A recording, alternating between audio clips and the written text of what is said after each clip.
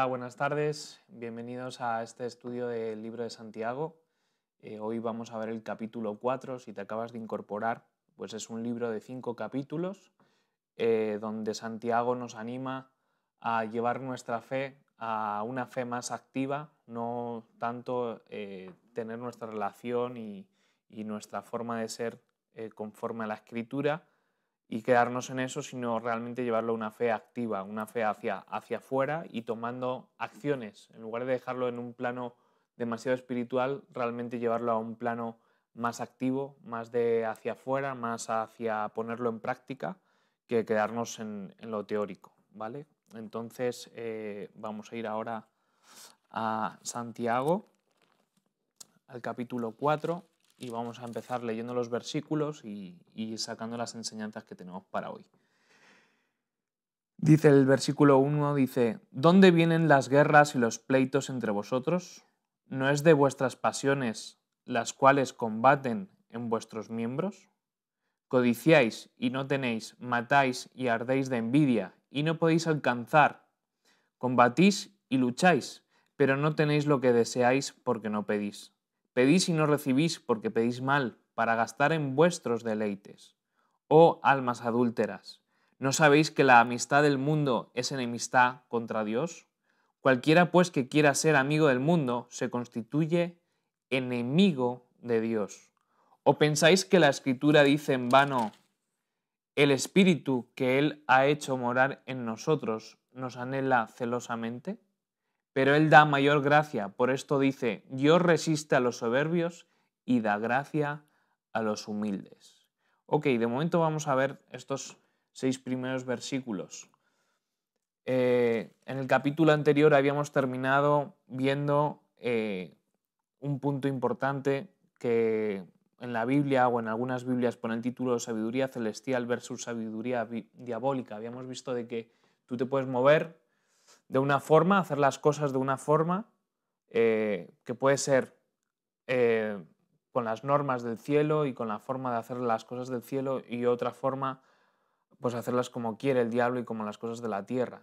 Y además estuvimos viendo en el versículo 16 y 17 el capítulo 3 que hablaba también acerca de los celos, de no ser celosos, de no llevar, o sea, puedes desear algo, puedes desear lo que los demás quieren, pero el problema está qué haces con ello. Si es para bien y te alegras de que otros tengan cosas que tú no tienes, o lo llevas a un nivel de celo dañino para ti porque te lleva a hacer cosas y tener pensamientos, incluso desear cosas de mala manera, entonces los frutos no son frutos del Espíritu, no son frutos dignos de Dios, ni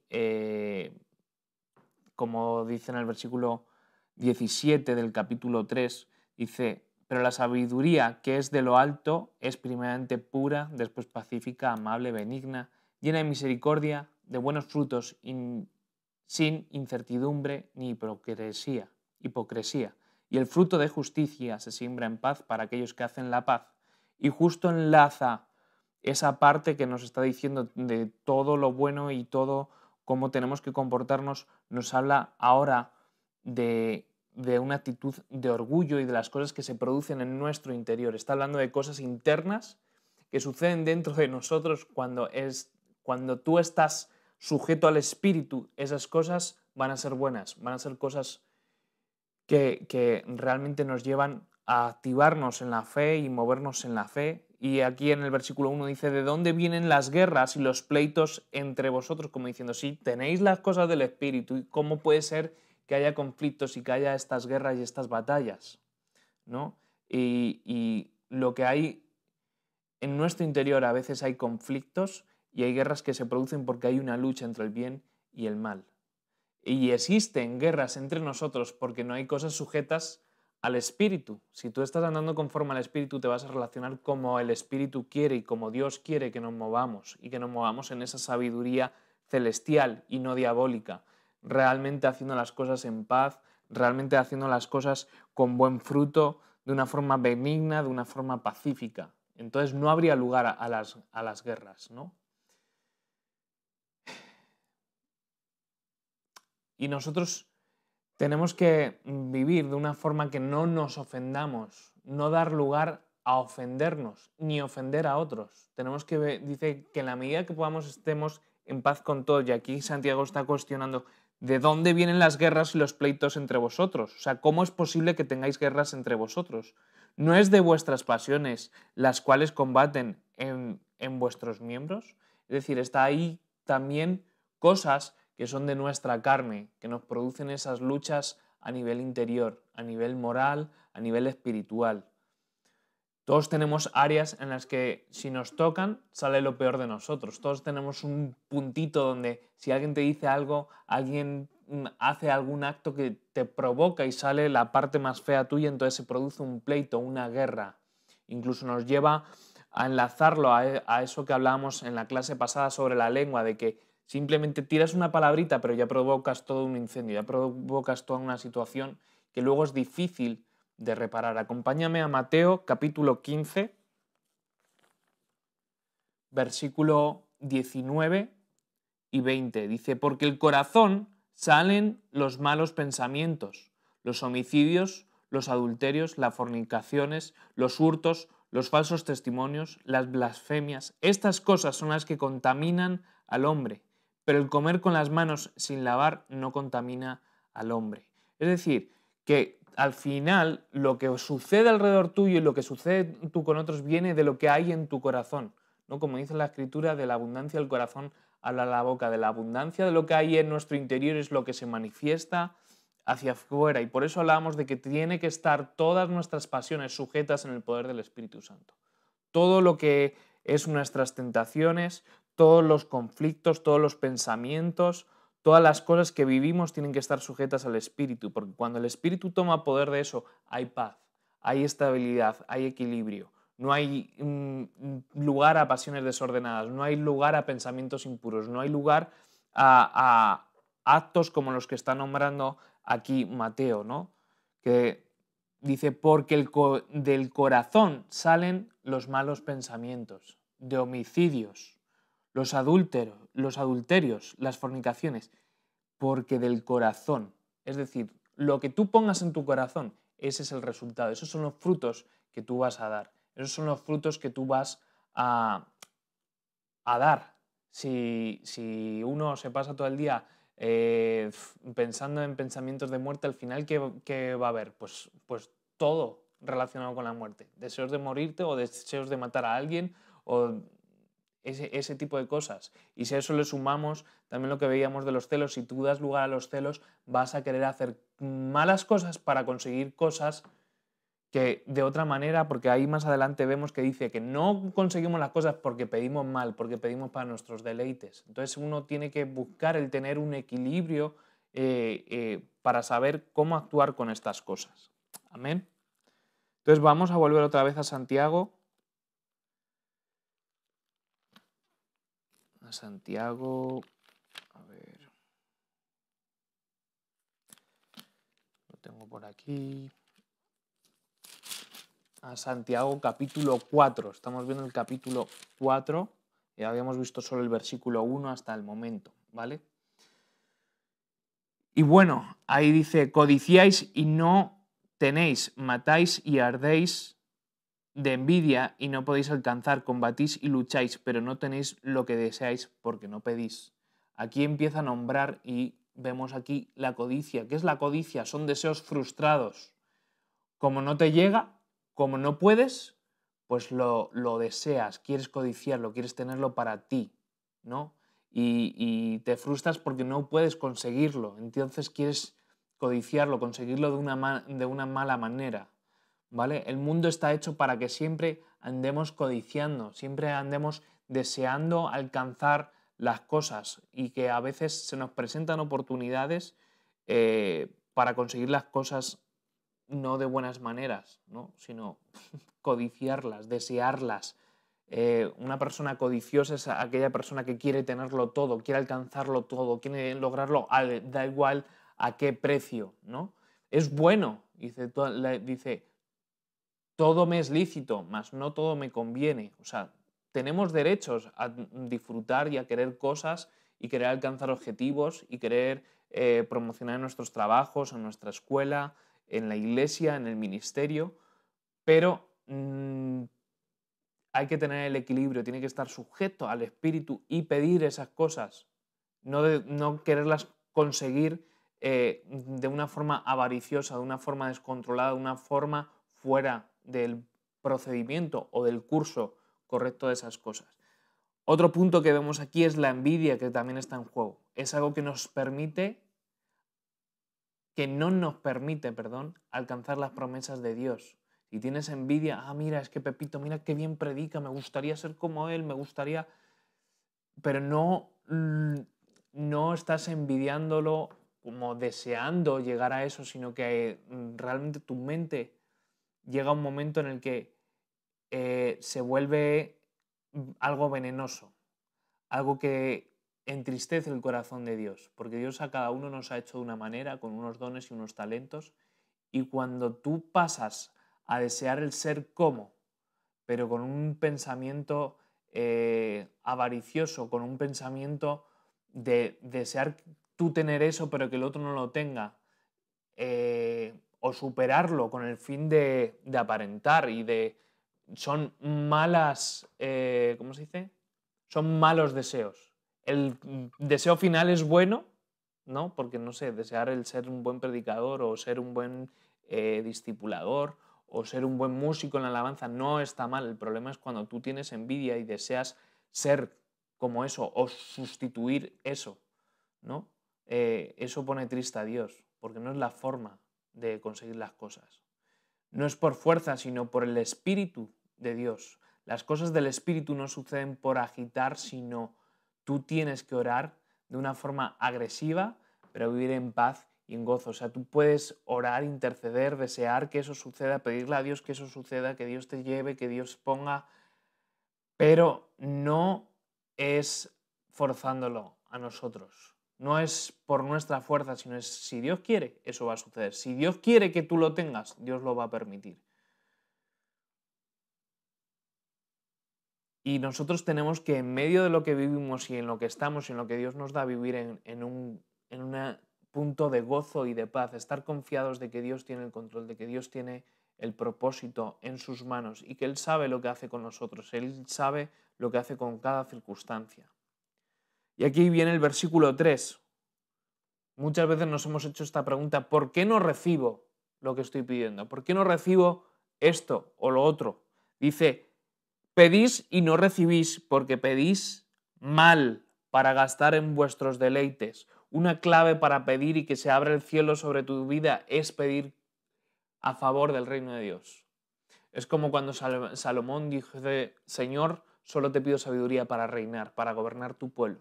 No pide: Señor, te pido sabiduría para ser el mejor y aparentar y tener todas las riquezas del mundo. No, pide con el propósito de poder gobernar y dirigir al pueblo. Entonces, cuando tú oras, intercedes, pidiendo que estas cosas sean a favor, Dios abre las puertas, ¿no? Señor, dame una casa donde pueda invitar a gente, donde pueda ser hospitalario. Señor, dame un coche donde pueda llevar hermanos de la iglesia, donde pueda llevar a mi familia, donde hay un propósito. No estás siendo egoísta, no estás siendo codicioso, pidiendo cosas de: Señor, dame un Ferrari porque el coche que tengo no es suficiente. No, bueno, pongo ese ejemplo exagerado. Y gloria a Dios a las personas que Dios permite que tengan un Ferrari, pero no es el punto. O sea, el punto aquí a lo que vamos es la forma en la que pedimos y el propósito con el que pedimos las cosas. Hay cosas que Dios no las va a permitir porque sabe que no nos conviene o porque saben que nos va a llevar... Eso es como la película esta que se llama Como Dios, donde llega un momento que él, y eso que solo Dios le permite, por así decirlo, ser Dios de una zona, de un barrio, ¿no? Y le llegan un montón de peticiones de oración y al final se cansa porque no da abasto, le dice todas que sí y se vuelve un caos la ciudad, todo se vuelve patas arriba y a veces en nuestra vida nosotros pensamos: Señor, esto tiene que ser sí, esto es sí y sí y sí, pero para Dios no es sí, porque si te dice sí, encadena otra serie de problemas o de circunstancias o incluso puede llevar a la muerte de tu fe o alejarte de tu iglesia, alejarte del llamado que Dios tiene, alejarte del propósito que Dios tiene para tu vida. Dios es soberano, sus caminos son más puros que los nuestros, son más rectos que los nuestros, Él sabe lo que nos conviene. Y si no nos da las cosas es porque pedimos mal y porque no nos conviene, o porque no están hechas para el propósito de Dios. Lo que está diciendo aquí, pedís y no recibís porque pedís mal para gastar en vuestros deleites. No estás pidiendo, Señor, dame más para que pueda ofrendar. Señor, dame más para que pueda diezmar. Señor, dame más para que pueda ayudar a Pepito, ayudar a Pepita. Señor, dame más para que... No, estás pidiendo para ti, para tus deleites. ¿Que es bueno que tengamos deleites? Sí, pero hay a veces que hay cosas que si no las recibimos es porque estamos pidiendo de una forma desorbitada o más allá de lo que Dios entiende que es bueno y sano para nosotros, ¿no? Amén.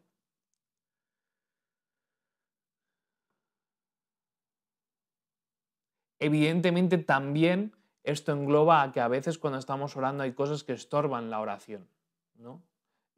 Si el hombre ofende a su mujer o hay una falta de perdón, hay una falta de arrepentimiento, hay algo demoníaco que está estorbando a nivel espiritual para que Dios pueda escuchar y estar atento a nuestras oraciones. Todas esas cosas frenan la oración, frena que nuestra petición llegue a los cielos. Entonces uno tiene que buscar en estar en paz en su espíritu, tener todas las cosas sujetas al espíritu, al control, porque de hecho está relacionando esto de pedir con el tema de cómo es posible que tengáis guerras entre vosotros. Y como que todas esas cosas van enlazadas, ¿no? Dice, porque codiciáis y no tenéis, matáis y ardéis de envidia y no podéis alcanzar, combatís y lucháis, pero no tenéis lo que deseáis porque no pedís. O sea, dice que a veces hacemos las cosas por nuestras formas, saltándonos los protocolos, en lugar de ir a Dios hacemos las cosas a nuestra manera y luego cuando nos acordamos y vamos a Dios pedimos de una forma errónea o hay cosas que estorban para que lleguemos a la presencia de Dios. Amén.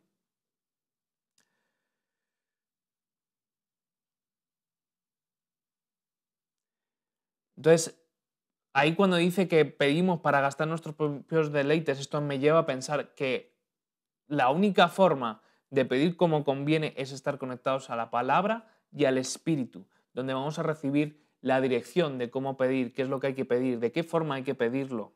Y vas a pedir de una forma correcta. Vamos a conseguir que esa oración llegue a los oídos de nuestro Señor y donde si Él entiende que es lo que necesitamos, Él nos lo va a dar, Él nos lo va a permitir.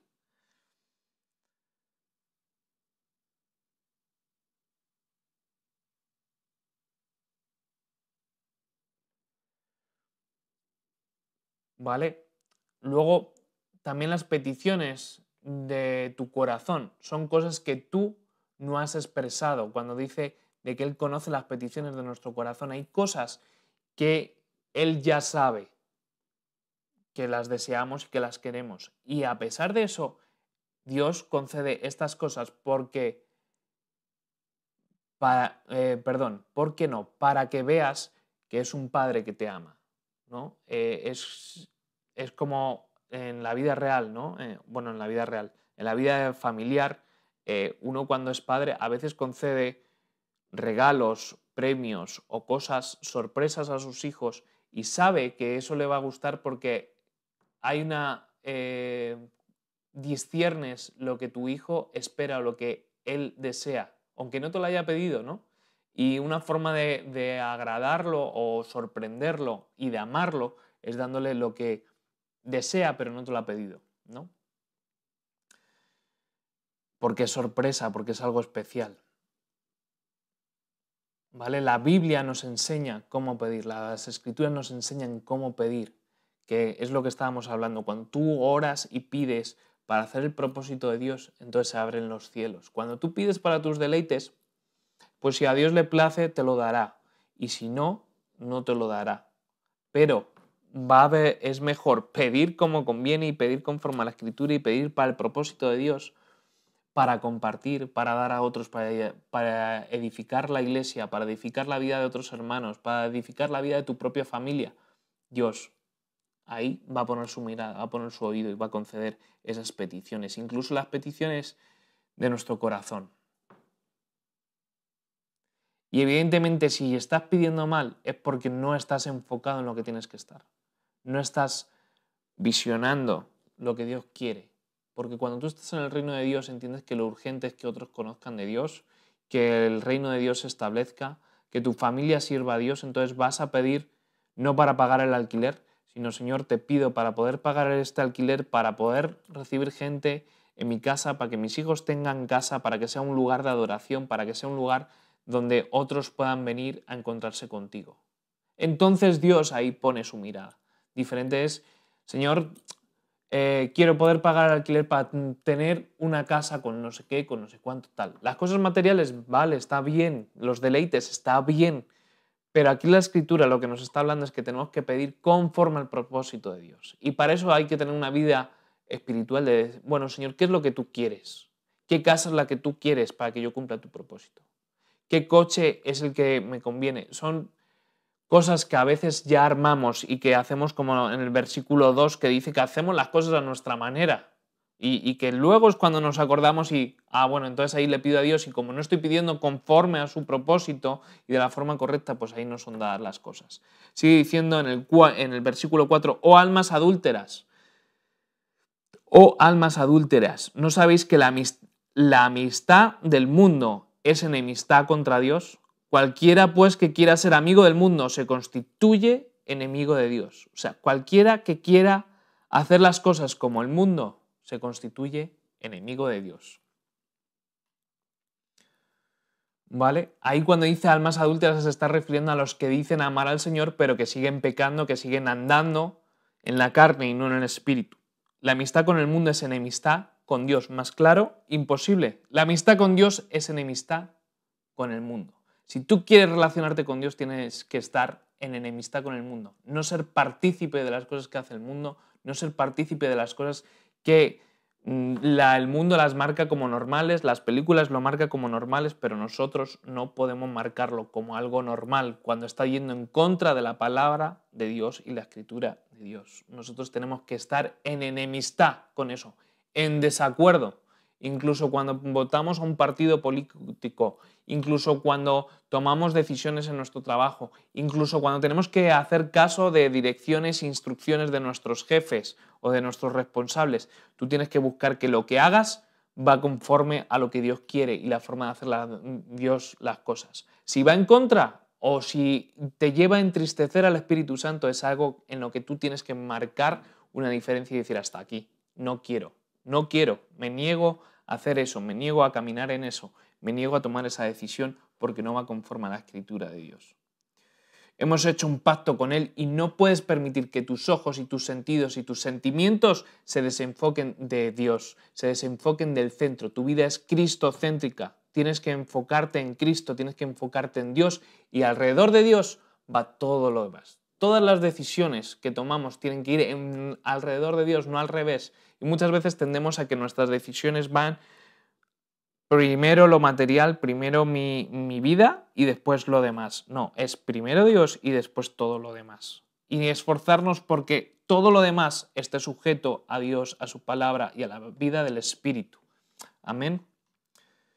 Ok, versículo 5 dice, ¿o pensáis que la Escritura dice en vano, el Espíritu que Él ha hecho morar en nosotros nos anhela celosamente? Es decir, Dios quiere estar en una relación completamente contigo. La Escritura no habla en vano, el Espíritu nos anhela celosamente. ¿No? Esto es como en el matrimonio, tiene que haber un celo en el matrimonio, tiene que haber un deseo de estar juntos, ¿vale? Tiene que ser celoso de mi amado, celoso de mi amada, desearse el uno al otro y la relación con Dios es igual. No puedes decir que amas a Dios si no pasas tiempo con Dios. No puedes decir que quieres mucho a Dios pero no pasas tiempo con Él. ¿No? Y quizás todas estas cosas no penséis que yo las he alcanzado, al contrario.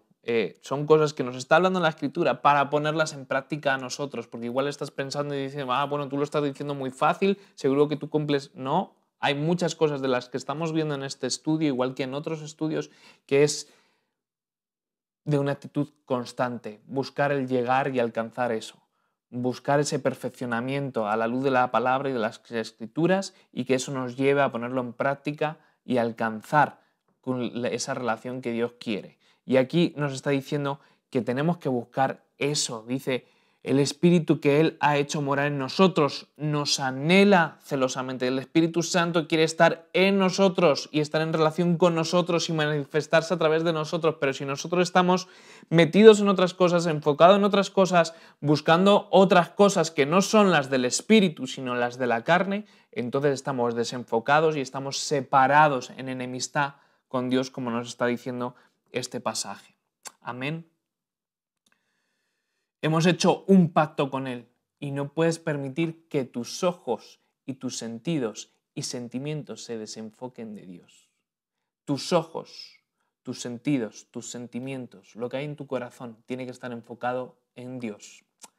En Dios tiene que estar enfocado. Tenemos que enfocarnos solamente en Él, nuestra mirada puesta en Él. Dice, buscad primeramente el reino de Dios y su justicia, y todas las cosas os serán dadas por añadidura. Amén.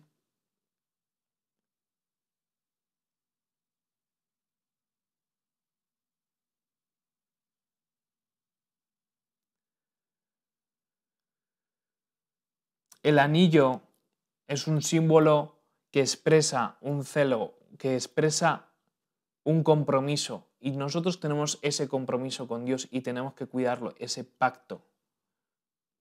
El Espíritu Santo es la expresión de ese pacto. El Espíritu es el sello que Dios ha puesto en nosotros. Entre Él y nosotros está el Espíritu Santo. El Espíritu está dentro, clamando celosamente, y tenemos que buscar que nuestro espíritu pueda conectar con Dios, se pueda comunicar. El hablar en el Espíritu, el andar en el Espíritu, el pensar en el Espíritu, el tomar las decisiones en el Espíritu. Aunque a veces haya decisiones que nos parecen que son terrenales, pero hay que llevarlas al Espíritu y decir, Señor, ayúdame a tomar esta decisión, que sea tu Espíritu Santo guiándome para tomar la mejor decisión. Y esto nos lleva a pensar de que si tú te empapas solo de las Escrituras, pero no hay lugar al Espíritu, vas a agarrar monte, vas a estar en una burbuja lleno de las Escrituras, pero si no, esas Escrituras tú no lo trasladas a tu vida espiritual, y esa vida espiritual no lo llevas a tu vida externa y a tu vida hacia afuera, no sirve de nada. Tenemos que estar compenetrados con el Espíritu Santo. Tenemos que tener ese celo por estar en las cosas de Dios, ese celo por estar centrados en las cosas de Dios, ese celo porque nuestro espíritu esté de una forma avivada constantemente, para no salirnos de la practicidad, para no salirnos de una fe activa, para no estar solo en la Escritura, sino estar en lo activo. Igual que si estás solo en lo activo y no hay Escrituras, tampoco funciona la cosa. Tiene que haber ese equilibrio del espíritu, ese equilibrio en nuestro espíritu, en nuestro interior. Versículo 6 dice, pero Él da mayor gracia. Por esto dice, Dios resiste a los soberbios y da gracia a los humildes. El Señor, en medio de este mundo que está distraído, Él a nosotros, a sus hijos, nos da una mayor gracia para seguirlo, para escucharlo, para buscarlo. Nos da cada día una oportunidad nueva de hacer las cosas. Cada día nos da una oportunidad de acercarnos a Él. Cada día nos da una oportunidad de escucharlo, de tener esa relación con Él. Si tú caminas por donde Él quiere que camines, Él te va a dar mayor gracia. Si tú te esfuerzas, por eso dice, esfuérzate en la gracia, esfuérzate en caminar conforme a la Escritura, esfuérzate en ser intachable, esfuérzate en ser más como Cristo, esfuérzate en una vida más activa espiritualmente, esfuérzate en la gracia, esfuérzate en esa gracia que nos está diciendo, da gracia a los humildes, esfuérzate en la humildad, esfuérzate en dejarte corregir, exhortar, animar, seguir creciendo. Porque ahí dice, Dios resiste a los soberbios. Eso quiere decir que Dios detiene a los soberbios, no permite su crecimiento, no permite su avance, porque Él lo que quiere es que nosotros crezcamos en un mayor conocimiento de Él, en un mayor entendimiento de las Escrituras, en un mayor dar fruto hacia afuera, dar fruto para que otros le conozcan, para que otros se acerquen, para que otros sean llamados hijos de Dios. Y la soberbia lo que hace es que te paraliza. El creerte que ya lo has alcanzado, el creerte que ya lo tienes superado, el creerte que ya lo tienes todo entendido, el creerte que no necesitas corrección, el creerte que no necesitas ni siquiera la iglesia, que a veces entramos en eso. Ah, pero si yo ya tengo mi Biblia, ya tengo mi relación con Dios. No, necesitamos el cuerpo de Cristo, necesitamos la vida del Espíritu, necesitamos hablar en lenguas, necesitamos el tiempo de alabanza, necesitamos la exhortación, la corrección, la confrontación de nuestros líderes, de nuestros pastores, porque si andamos en soberbia, eso paraliza nuestra vida del Espíritu. Eso paraliza el crecimiento, eso paraliza que Dios se fije en nosotros, que Dios nos mire, que Dios nos anime, que Dios nos exhorte, que Dios nos respalde, que Dios nos levanta.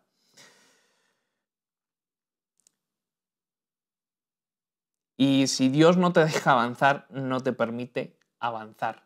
No va a haber nada hasta que tú no estés a cuentas y hasta que no haya una posición de humildad. Y la humildad tiene que ver también con una relación de arrepentimiento constante, de decir, Señor, sé que te he fallado, sé que no lo he alcanzado, sé que me he equivocado, sé que no te he pedido como conviene, pero necesito de tu sabiduría, de tu discernimiento, de tu espíritu para alcanzar las cosas que tú tienes preparadas para mi vida, pero para que a través de mi vida pueda bendecir a otros, pueda bendecir a mi familia, pueda bendecir a la iglesia en la que estoy, pueda bendecir al municipio donde estoy.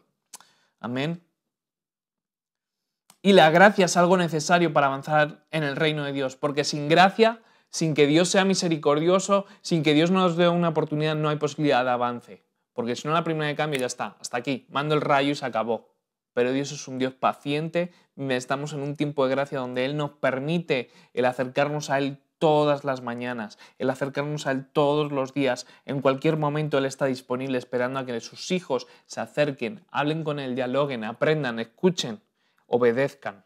Porque podemos estar en relación con Dios, pero cuando Dios nos pide las cosas, no hacer lo que Dios espera. Amén. Y ahí viene el versículo siguiente, dice, someteos.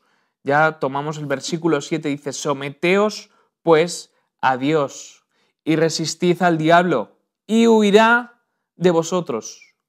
Pero primero, para que el diablo se vaya, tú te tienes que someter a Dios, someterte a la ley, estar bajo el paraguas de autoridad de Dios, estar bajo su autoridad, bajo su mandato, bajo su gobierno.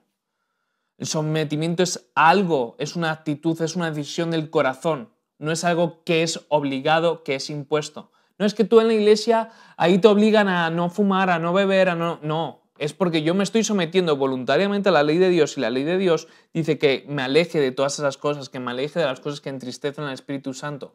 Porque si no, me vuelvo soberbio. Si no me someto, no soy humilde. Si no hay humildad, estoy siendo un soberbio. Si soy un soberbio, no va a haber un avance en mi vida, ni un cambio en mi vida. Es necesario el someternos a Dios, es necesario someternos a su gobierno. Dice, el sometimiento es algo del corazón, no algo obligado. Está hablando de algo interno, está hablando de algo que es de aquí dentro. Y hemos dicho que de la abundancia del corazón habla la boca. De la abundancia del corazón se manifiestan todas las cosas. Si tú decides en tu corazón estar sometido a Dios, todo lo que hagas va a estar sometido a Dios. Vas a estar respaldado por Dios. Dios te va a dar una nueva oportunidad porque hay una intención del corazón en hacer las cosas conforme a lo que Dios quiere. Y hay una gracia especial cuando tú quieres hacer las cosas que Dios quiere que hagas. Aunque te cueste, aunque haya veces que no lo logres, aunque haya veces que le falles, Dios va a seguir deseando que tú crezcas y que tú continúes.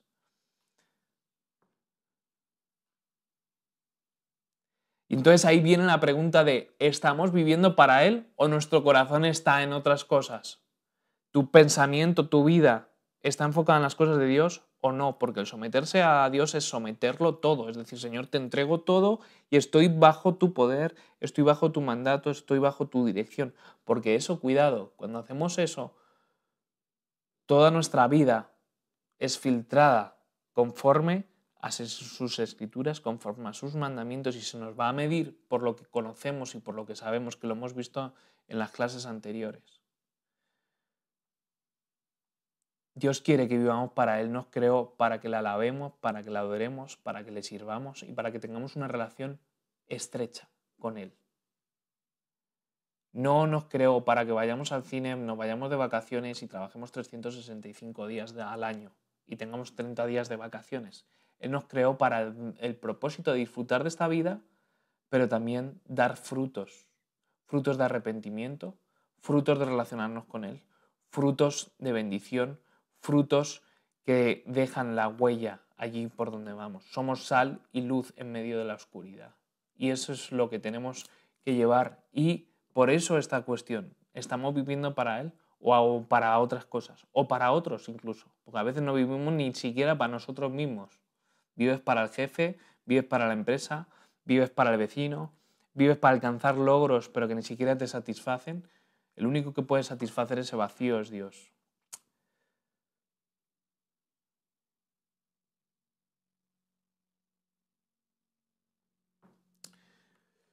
Nuestra concupiscencia es acelerada por todo lo que hay en el mundo. Cada vez hay más tentación, hay más cosas que presionan y que nos llevan a caer en pecado.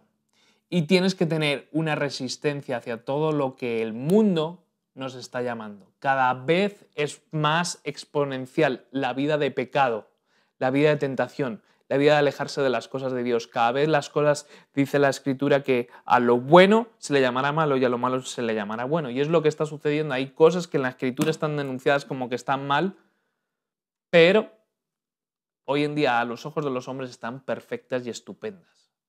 Pero nosotros tenemos que andar conforme a lo que hablan las Escrituras. Y aquí nos está diciendo que, 1, nos sometamos, 2, resistamos y 3, después huye el diablo. Pero primero sométete a Dios, después resiste a la tentación y entonces el diablo se apartará de nosotros porque ya no podrá hacer nada porque le hemos resistido, ¿no? Eso es como la persona que te está ahí todo el día machacando, pum, pum, pum, pum. Cuando tú pasas de ella, pues entonces se marcha y se va. Amén. Ok, dice versículo 8. Acercaos a Dios y Él se acercará a vosotros.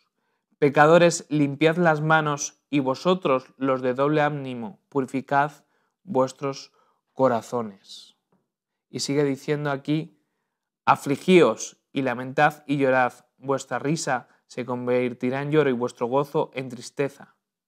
Humillaos delante del Señor y Él os exaltará. Esto es lo que termina diciendo el versículo 10. Y aquí hay varias cosas, ¿no?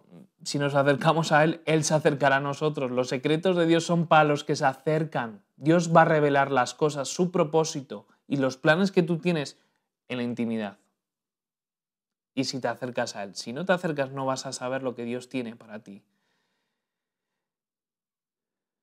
¿Y cómo te acercas a Dios? Viviendo tu vida como un verdadero cristiano, leyendo la Biblia, evangelizando, alabándole, orándole, congregándote, obedeciendo, siendo corregido, siendo exhortado, reconociendo tu pecado, porque el pecado nos aparta de Dios.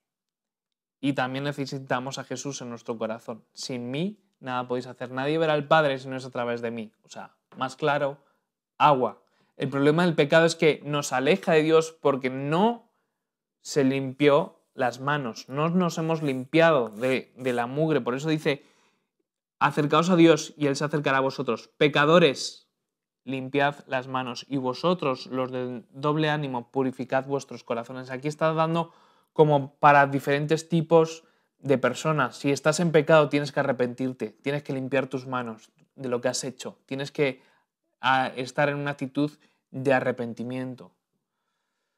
¿Y dónde nos limpiamos? A través de la cruz, a través de que Jesús es nuestro Señor, es nuestro Salvador. Él es el que ha muerto por nuestros pecados. Él es el que puede traer arrepentimiento y purificación a nuestra vida. Luego habla del doble ánimo. Dice, vosotros de doble ánimo, purificad vuestros corazones. El doble ánimo no tiene que ver con sentimientos, tiene que ver con lo que tú haces. Tú te puedes sentir de una forma, pero puedes seguir haciendo lo mismo, ¿no? Es decir, que tú sigues yendo a la iglesia, pero por dentro, pues, realmente no crees lo que estás haciendo, o realmente no crees que haya sentido, o estás sonriéndole a alguien, pero por dentro, no, eso es doble ánimo. O estás sirviendo aquí, cargando cajas y por dentro estás, qué rollo, mira, otra vez cargando cajas, no sé qué. Eso es doble ánimo. No debes de dejar de hacer lo que tienes que hacer, aunque sientas lo que sientas. Tú tienes que seguir y esforzándote en hacer lo que Dios te ha llamado y entregarle los sentimientos, las cosas que te cuestan, entregárselas a Dios. Y no dejar que eso te gane, que eso te venza y eso te lleve a ir de capa caída, ¿no? Y habla también, esto de doble ánimo es constancia, nos tiene que llevar a pensar en constancia, en continuar, a pesar de que las cosas estén en contra, a pesar de que no tengas ganas, esforzarte en hacer las cosas, en esforzarte en ponerle una cara bonita a la vida, ¿no? Esforzarte en que a pesar de, porque en el ministerio y en la vida de la iglesia va a haber momentos en los que nos toca dar la milla extra, de que a pesar de que las cosas están en nuestra contra y de que el diablo parece que nos tiene controlado, nosotros tenemos que permanecer confiando en que Dios está, de que Dios va a estar, nos va a respaldar, Él y resistir, ¿no? Por eso está relacionado con nuestro principio, y resistir y aguantar y permanecer en nuestra fe. El diablo no quiere que creas, ¿vale? El doble ánimo viene justo a la fe. Mira, es que lo que estás haciendo no está trayendo fruto. Mira, es que aunque vayas no va a pasar nada. Es que aunque... Y está ahí el pensamiento, pum, pum, pum, pum, pum. Hay que desecharlo en el nombre de Jesús. Yo sé que mi Dios vive, yo sé que mi Redentor vive, yo sé que Dios es real, que Dios está conmigo, que Él es el poderoso de Israel, que Él es mi Señor, que Él es mi Padre, y voy a permanecer, y voy a esforzarme en permanecer. ¿Con qué fin? Con resistir y que el diablo huya. Amén. Versículo 9 dice, afligíos y lamentad y llorad, vuestra risa se convierta en lloro y vuestro gozo en tristeza.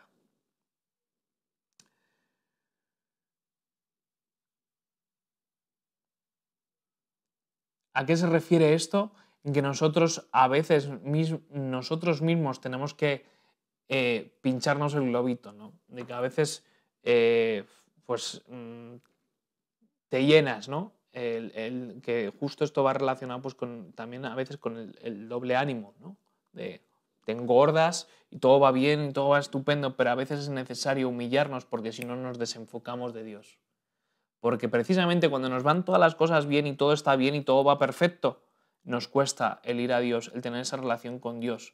Entonces, tú siempre tienes que andar con una agujita, o si no que alguien, ¿no? Que tu esposo, que tu mujer, oye, pum, acuérdate que Dios te ha dado esto por esto, por esto, por esto. Oye, acuérdate que estamos aquí porque Dios ha permitido esto y esto y esto, y le debemos todo a Dios, ¿no? Como que haya siempre esa actitud de humildad, de rendición, de reconocer, de estar sujetos a Dios, de tenerle a Él por encima de nosotros, no creérnosla, no pensar que somos más listos o superados. Tenemos que tener una actitud de humillarnos cuando le buscamos.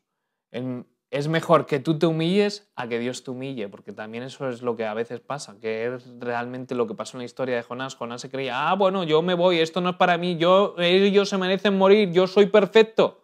¿Y qué hizo Dios? Le trató, le metió en la ballena y ahí Dios trató su vida para que hubiera un cambio de actitud y aún así no llegó a humillarse del todo Jonás. Porque Jonás ahí en la ballena pidió que Dios le salvara. Sí, voy a ir a Nínive, voy. Fue a Nínive, pero aún así, a pesar de haber visto la gracia y la misericordia de Dios, él pidió aún así, quedándose esperando a ver si destruían la ciudad. Y eso del todo no es humildad, ¿no? Versículo 11.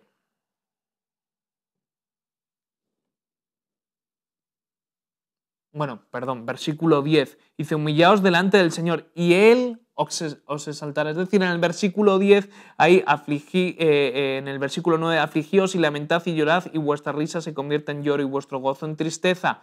Humillaos delante del Señor y Él os exaltará, como está diciendo, entrégate, da vueltas a las cosas para que Dios esté por encima, humíllate, ten una posición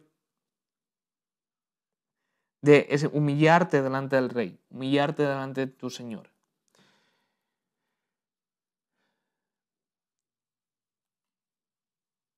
Pero luego Dios te exalta, Dios te recompensa,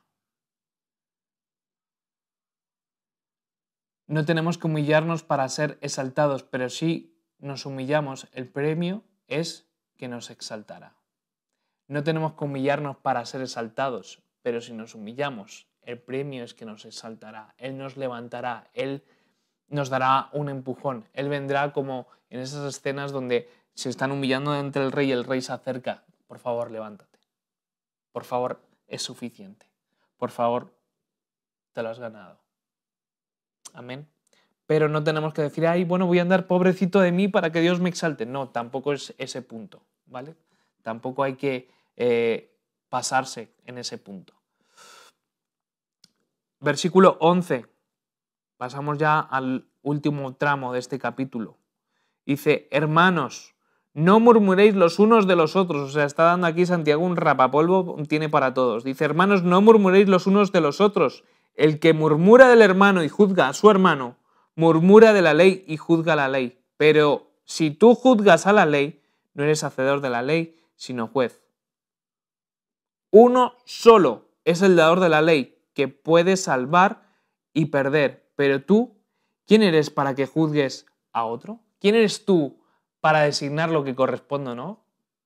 ¿Quién eres tú para decir si ese se merece o no se merece? ¿O qué es lo que se merece? No eres nadie. No te corresponde a ti juzgar y valorar la vida de los demás y la vida de tus hermanos. No corresponde. Aquí está hablando de los que caminan con... perdón, no, me he pasado de punto en los apuntes. Pero aquí lo que estamos viendo es eso de que no tenemos que juzgar, porque si juzgamos vamos a ser juzgados por otros. No podemos medir la vida de otros sin medir la nuestra. No podemos mirar el fallo que tiene otro sin mirar nuestros fallos. No podemos, mira, es que se ha comprado porque ha hecho no sé qué. No, porque además está uniendo la murmuración, el hablar, el contar chismes, que va en relación con el capítulo que vimos anteriormente del poder de la lengua, pero también del juicio. El único que puede desatar juicio es Dios, y a veces con nuestras palabras estamos desatando juicios. Juicios de cosas que declaramos y juicios en el sentido de etiquetas, de decir, es que Pepito es no sé qué, es que Pepita es no sé cuánto, es que este hermano, es que esta iglesia, es que no sé qué, es que la predicación. No juzgues, para que no seáis juzgados. Dice, porque uno solo es el dador de la ley, que puede salvar y perder, pero tú, ¿qué eres para que juzgues a otro? ¿Quién eres tú? ¿Quién eres tú? No somos nadie y no tenemos que juzgar a nadie. Amén. Ok, ahora sí, el último apartado del versículo 13 al 17 lo leemos de corrido y ya con esto estamos terminando el capítulo 4. Dice, vamos ahora, en el versículo 13 dice, vamos ahora, los que decís, hoy y mañana iremos a tal ciudad y estaremos allá un año y traficaremos y ganaremos, cuando no sabéis lo que será mañana. Porque, ¿qué es vuestra vida? Ciertamente es neblina que aparece por un poco de tiempo y luego se desvanece. En lugar de lo cual deberíais decir, si el Señor quiere, viviremos y haremos esto o aquello. Pero ahora os jactáis de vuestra soberbia.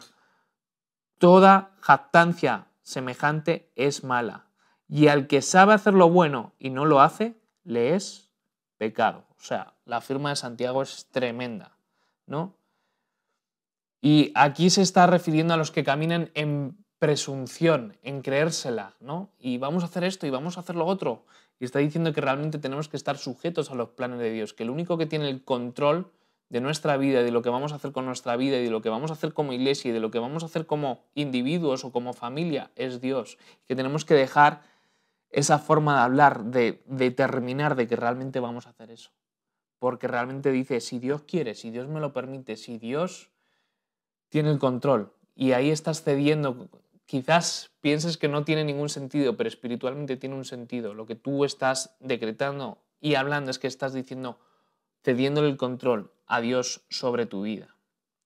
Aquí está hablando pues de eso, ¿no? Y dice, esto es cuando dices cosas de parte de Dios, pero no es de Dios, sino cosas de tu corazón. Son anhelos de tu corazón, ¿no? Eso también se puede llevar a palabras proféticas, que hay que dar lugar a que si es de Dios o no. Es decir, si Dios quiere, entiendo que quizás esto a lo mejor es de Dios, pero te lo tiene que confirmar. Esto tal, tal, tal, tal, tal, tal, tal, tal.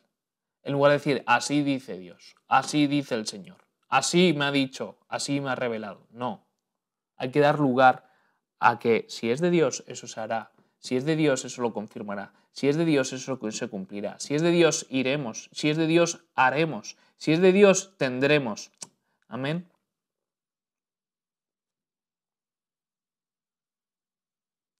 Y además esto nos tiene que llevar a que tenemos que tener la confianza y la fe en Dios, en que Dios es sabio, es soberano para todo lo que tenemos que hacer. Y confiar de que Él tiene el control de todas las cosas, no que nosotros tenemos el control de todas las cosas. Y de hecho Jonás actuó así cuando llevó todo a un barco a la borda, ¿no? Yo tengo el control, yo sé que tengo que ir, yo tal, y iremos a tal sitio, ¿no? Pero realmente no es así, ¿no? Igual que David actuó con presunción cuando censó al pueblo y era algo que Dios no quería que él hiciese. Quería tener el control de algo que Dios había dicho de que no había que tener el control absoluto. Y Jonás lo mismo, yo tengo el control. Yo tengo el control. Yo sé a dónde hay que ir.